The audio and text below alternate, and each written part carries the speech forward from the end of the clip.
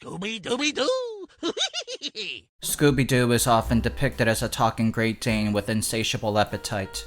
He's also known to be a huge coward, but finds himself tracking down a bunch of criminals lurking in the most unsettling locations with a group of teens. The dog is often characterized as an incompetent sleuth who helps himself to gigantic sandwiches during cases, but always manages to catch the bad guy in the most impressively implausible manner. There have been many theories concerning this fabled dog, such as the one about how Scooby was bred as a super intelligent test subject for a Russian space program. But the one enduring theory that existed since its inception is the one that claims that Scooby isn't real, that he's merely a figment of Shaggy's imagination. Now, whether this hallucination stems from some kind of childhood trauma, deteriorating mental health, or habitual use of recreational substances, it's the one used to explain away Scooby's ability to talk and his limitless voracious appetite. In all honesty, this theory isn't all that interesting, and it's easily disproven by the fact that many characters are seen interacting with the Great Dane. To claim that something is a byproduct of someone's active imagination is a well-worn path, and if you choose to go down this road, you need to give it several more twists to keep it fresh. So let's give it a try. What if it's not Shaggy who is dealing with mental instability, but Scooby? What if Scooby had been hallucinating all his adventures with a group of teens who are perpetually wearing bell-bottoms and ascots?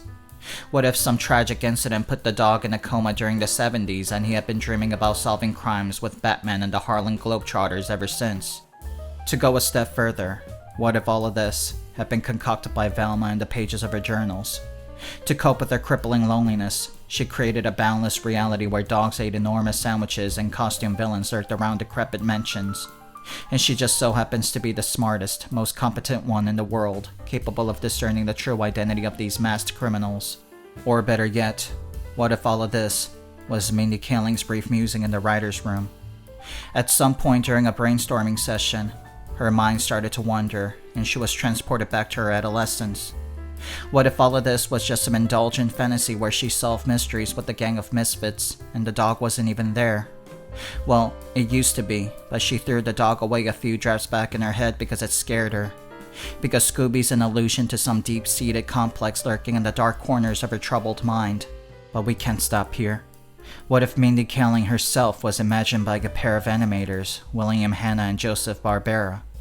What if they had been tasked to come up with a new cartoon featuring a female showrunner who was crafting a remake of an old show? And this time, she inserts herself into the cast, surrounded by some people from the old show, but they're mostly reimagined. And there's a dog, but the dog isn't there anymore because the dog scared her. Because the dog represented her childhood trauma, and her exclusion of the dog leads to public outrage. And everybody hates her now, but they watch the show anyway, so the show gets greenlit for another season, and she has to work through all the hostile criticisms levied against her. And whether or not those criticisms are warranted, she feels vulnerable. She doesn't want to do it anymore, but she's contractually obligated to keep going. In the end, they decide to scrap this idea because it's too dark and impenetrable. Kids don't want to watch this shit. They'd rather watch something with talking dogs that fight ghosts and eat sandwiches.